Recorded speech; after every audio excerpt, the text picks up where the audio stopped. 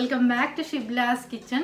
അപ്പോൾ ഇന്നത്തെ നമ്മുടെ വീഡിയോ എന്ന് പറയുന്നത് ബേക്കിംഗ് ക്ലാസ്സിൻ്റെ പാർട്ട് 8 ആണ് കേട്ടോ. ഇന്ന് ഞാനിപ്പോൾ വീഡിയോ ആയിട്ടൊന്നുമല്ല വന്നിട്ടുള്ളത്, കുറച്ച് കാര്യങ്ങൾ നിങ്ങളുമായിട്ട് ഷെയർ ചെയ്യാമെന്ന് കരുതിയിട്ടാണ്. അപ്പോൾ ഒരുപാട് പേര് കുറേ കാര്യങ്ങൾ ഡൗട്ട്സ് ആയിട്ട് കമൻറ്റ് ബോക്സിൽ ചോദിച്ചിരുന്നു. അപ്പോൾ അതിനുള്ള മറുപടി ആയിട്ടാണ്, മെയിനായിട്ട് ഷുഗർ സിറപ്പിൻ്റെ കാര്യമാണ് ഞാനിതിൽ പറയാൻ പോകുന്നത്. അപ്പോൾ അതാണ് ഇന്നത്തെ നമ്മുടെ വീഡിയോ, ബേക്കിംഗ് ക്ലാസ്സിൻ്റെ പാർട്ട് 8. അപ്പോൾ വീഡിയോ ഇഷ്ടമാവുകയാണെങ്കിൽ തീർച്ചയായിട്ടും ലൈക്ക് ചെയ്യാൻ മറക്കരുത്. അതുപോലെ തന്നെ എപ്പോഴും പറയും പോലെ തന്നെ നിങ്ങളുടെ ഫ്രണ്ട്സിനും റിലേറ്റീവ്സിനും ഒക്കെ ഇതിൻ്റെ ലിങ്ക് ഒന്ന് ഷെയർ ചെയ്ത് കൊടുക്കാനും മറക്കരുത്. പിന്നെ എൻ്റെ ചാനൽ നിങ്ങൾ സബ്സ്ക്രൈബ് ചെയ്യാതെയാണ് കാണുന്നതെന്നുണ്ടെങ്കിൽ ഒന്ന് സബ്സ്ക്രൈബ് ചെയ്തേക്കണേ. സബ്സ്ക്രൈബ് ചെയ്തിട്ട് അതിൽ ബെല്ലൈക്കൻ അമർത്തിയിട്ട് അതിൽ ഓൾ എന്നുള്ള ഓപ്ഷൻ തന്നെ കൊടുക്കുക. എന്നാൽ മാത്രമേ ഞാൻ ചെയ്യുന്ന എല്ലാ വീഡിയോസിൻ്റെയും നോട്ടിഫിക്കേഷൻ നിങ്ങൾക്ക് മുടങ്ങാതെ കിട്ടുള്ളൂ. പിന്നെ ഒരു കാര്യം എന്താണെന്ന് വെച്ചാൽ, ഇവിടെ പുറത്ത് കുറച്ച് പണി നടക്കുന്നുണ്ട്. അപ്പോൾ അതിൻ്റെ കുറച്ച് ശബ്ദങ്ങൾ നിങ്ങൾക്ക് കേൾക്കും. അപ്പോൾ അതൊന്നും എല്ലാവരും ക്ഷമിക്കണം കേട്ടോ. അപ്പോൾ നമുക്ക് ടോപ്പിക്കിലോട്ട് കിടക്കാം.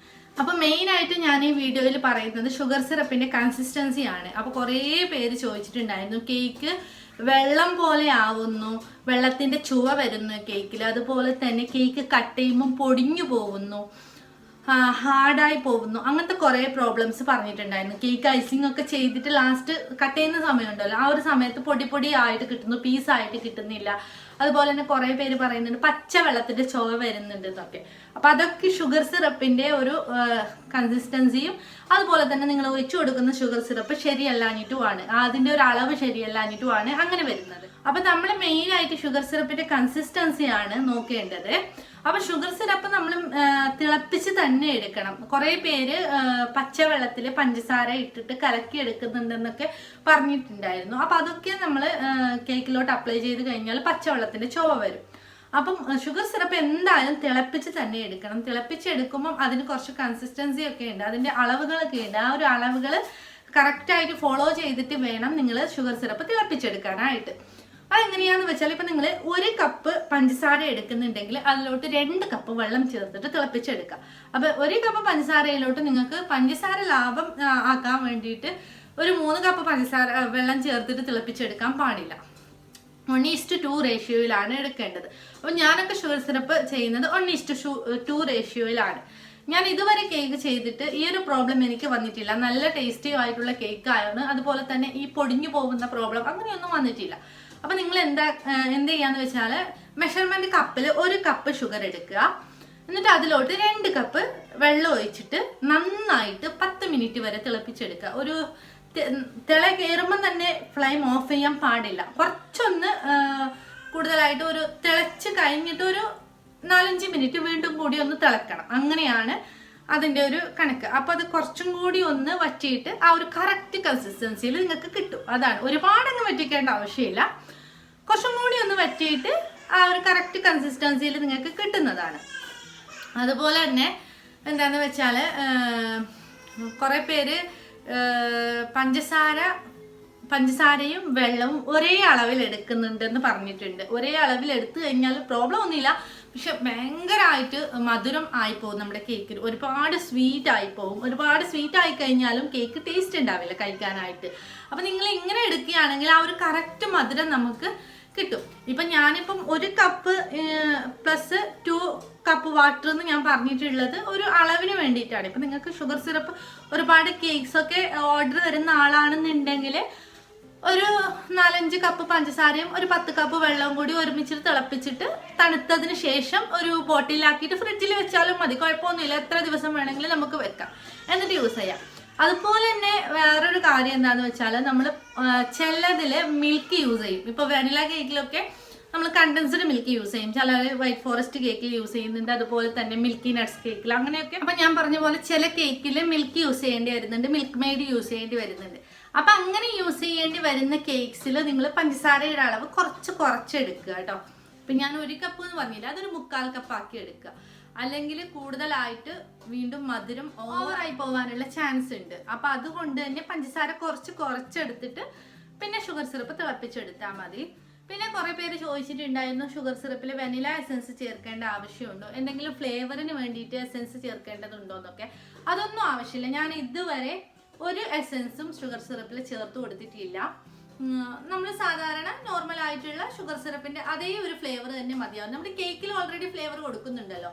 അപ്പം അതുകൊണ്ട് തന്നെ ഷുഗർ സിറപ്പിൽ വീണ്ടും എസൻസ് ചേർക്കേണ്ട ആവശ്യമില്ല.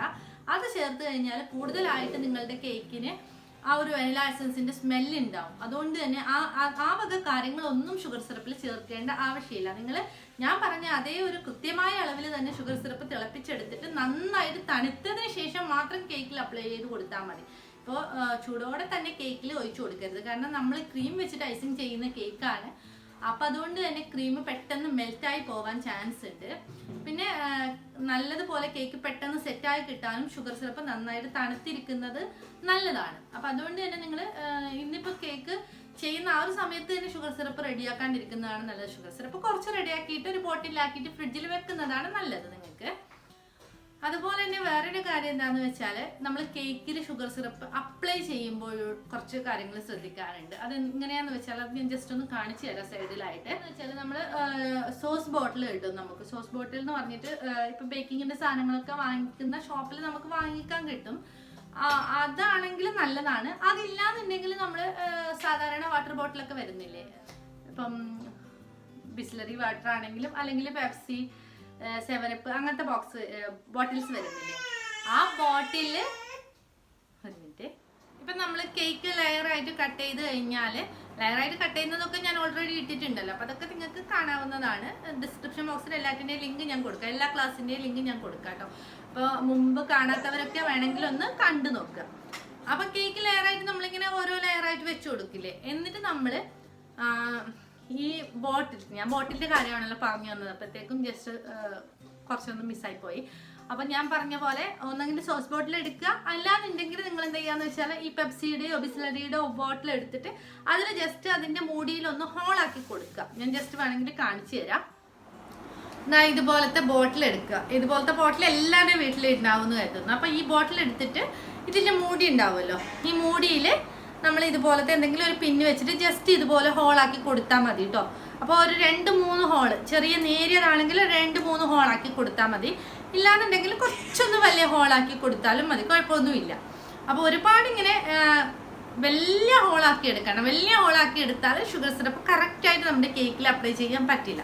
അപ്പോൾ സോസ് ബോട്ടിൽ തന്നെ വേണമെന്ന് നിർബന്ധമില്ല. നിങ്ങൾക്ക് സോസ് ബോട്ടിൽ കിട്ടുന്നില്ല എന്നുണ്ടെങ്കിൽ ഇതുപോലത്തെ എന്തെങ്കിലും ഒരു ബോട്ടിൽ വെച്ചിട്ട് അഡ്ജസ്റ്റ് ചെയ്യാൻ ഒഴിച്ചു കൊടുക്കേണ്ടത് എങ്ങനെയാന്ന് വെച്ചാൽ, നമ്മൾ ഫസ്റ്റ് ലെയർ ഇതുപോലെ വെച്ചിട്ട് മിഡിൽ ഇങ്ങനെ തുടങ്ങിയിട്ട് ഇതുപോലെ ഇങ്ങനെ ചുറ്റിച്ച് ജസ്റ്റ് ഇങ്ങനെ വരുന്നിട്ട് ലാസ്റ്റ് വരെ എത്തുക. ലാസ്റ്റ് വരെ എത്തിയിട്ട് ഒരു പ്രാവശ്യം ഷുഗർ സിറപ്പ് കൊണ്ട ഭാഗത്തോട്ട് പിന്നെ ഒരു പ്രാവശ്യം കൊള്ളാൻ വേണ്ടി പാടില്ല. അത് നിങ്ങൾ മെയിനായിട്ട് ശ്രദ്ധിക്കണം. നിങ്ങൾ ഒരുപാട് ഷുഗർ സിറപ്പ് ഇങ്ങനെ ഒഴിച്ചു കൊടുത്താൽ അത് കേക്ക് ഒരുപാട് വെറ്റായി പോകും. അതുകൊണ്ടാണ് ഷുഗർ സിറപ്പ് അപ്ലൈ ചെയ്യുമ്പോൾ കുറച്ചുകൂടി ശ്രദ്ധിച്ചിട്ട് അപ്ലൈ ചെയ്യണം എന്നുള്ളത് മസ്റ്റ് ആയിട്ടുള്ള കാര്യമാണ്. അല്ലാന്നുണ്ടെങ്കിലാണ് കേക്ക് ഒരുപാട് സോഫ്റ്റ് ആയി പോവുക, ഒരുപാട് പൊടിഞ്ഞു പോവുക, അങ്ങനത്തെ പ്രോബ്ലംസ് ഒക്കെ വരുന്നത്. അപ്പോൾ അത് മെയിനായിട്ട് ശ്രദ്ധിക്കേണ്ട കാര്യമാണ്. അപ്പോൾ ഈ ഒരു കാര്യങ്ങളൊക്കെ ഒരുപാട് പേർക്ക് കുറേ ഡൗട്ട്സ് ഇരുന്ന കാര്യമായിരുന്നു. അപ്പോൾ അതൊക്കെ ഏറെക്കുറെ എല്ലാവർക്കും ക്ലിയർ ആയിട്ടുണ്ടാവും എന്ന് വിചാരിക്കുന്നു. അതുപോലെ തന്നെ ബാക്കിയുള്ള കുറേ ഡൗട്ട്സ് ഒക്കെ ഉണ്ട്. അപ്പോൾ അതൊക്കെ ഞാൻ ഈ ഒരു വീഡിയോയിൽ ഉൾപ്പെടുത്തുന്നില്ല. കാരണം ഇത് എല്ലാം കൂടി ഒരേ വീഡിയോയിലാക്കി കഴിഞ്ഞാൽ ഒരുപാട് ലെങ്തി ആയി പോകും വീഡിയോ. അപ്പോൾ അതുകൊണ്ട് തന്നെ ഞാൻ ഈ ഷുഗർ സിറപ്പിൻ്റെ കാര്യം പറഞ്ഞിട്ട് ഈ ഒരു ക്ലാസ് ഇവിടെ നിർത്തുകയാണ്. ഒരുപാട് പേര് കഴിഞ്ഞ ക്ലാസ്സിലൊക്കെ പറഞ്ഞിട്ടുണ്ടായിരുന്നു എനിക്ക് ഫ്ലോപ്പായി പോകുന്നൊരു കാര്യമാണ് ഷുഗർ സിറപ്പ്, അതുപോലെ തന്നെ പച്ചവെള്ളത്തിന് ചുവ വരുന്നു, അങ്ങനത്തെ ഒക്കെ. അപ്പം അതുകൊണ്ടാണ് ഞാൻ ഈ ഒരു ക്ലാസ് ഈ ഒരു വീഡിയോ ആയിട്ട് വരാമെന്ന് വിചാരിച്ചിട്ടുണ്ടായിരുന്നത്. അപ്പോൾ എന്തെങ്കിലും ഡൗട്ട് ഉണ്ടെങ്കിൽ നിങ്ങൾ കമൻറ്റ് ചെയ്തോളൂ കേട്ടോ. ഇല്ലാന്നുണ്ടെങ്കിൽ നിങ്ങൾക്ക് ഇൻസ്റ്റാഗ്രാമിൽ ഡയറക്റ്റ് ആയിട്ട് മെസ്സേജ് അയക്കാവുന്നതാണ്. ഇൻസ്റ്റാഗ്രാമിൻ്റെ ലിങ്ക് ഞാൻ ഡിസ്ക്രിപ്ഷൻ ബോക്സിൽ കൊടുക്കാം. ഷിബ്ലാസ് കിച്ചൺ എന്ന് തന്നെയാണ് ID. അപ്പം അതിലും ഞാൻ റിപ്ലൈ തരുന്നതാണ് സമയം പോലെ. അപ്പോൾ എല്ലാവരും ഇൻസ്റ്റാഗ്രാമിൽ തന്നെ ഫോളോ ചെയ്യുക. അതുപോലെ തന്നെ സബ്സ്ക്രൈബ് ചെയ്തിട്ടില്ല എന്നുണ്ടെങ്കിൽ സബ്സ്ക്രൈബ് ചെയ്യുക. അതിൻ്റെ മുമ്പിട്ട ബേക്കിംഗ് ക്ലാസ് ഒക്കെ കാണാത്തവരുണ്ടെങ്കിൽ കാണുക കേട്ടോ. പിന്നെ ബേക്കിംഗ് ഇഷ്ടമുള്ള നിങ്ങളുടെ എല്ലാ ഫാമിലിക്കും ഫ്രണ്ട്സിനും ഒക്കെ ഇതിൻ്റെ ലിങ്കൊക്കെ ഒന്ന് ഷെയർ ചെയ്ത് കൊടുക്കാൻ മറക്കരുത്. അപ്പോൾ വീണ്ടും നല്ലൊരു വീഡിയോ ആയിട്ട് വരാം, യൂസ്ഫുൾ വീഡിയോ ആയിട്ട് വരാം. അതുപോലെ തന്നെ കേക്ക് റെസിപ്പീസൊക്കെ ഒരുപാട് ഞാൻ ഇടുന്നുണ്ട്. അപ്പോൾ അതൊക്കെ കാണുക.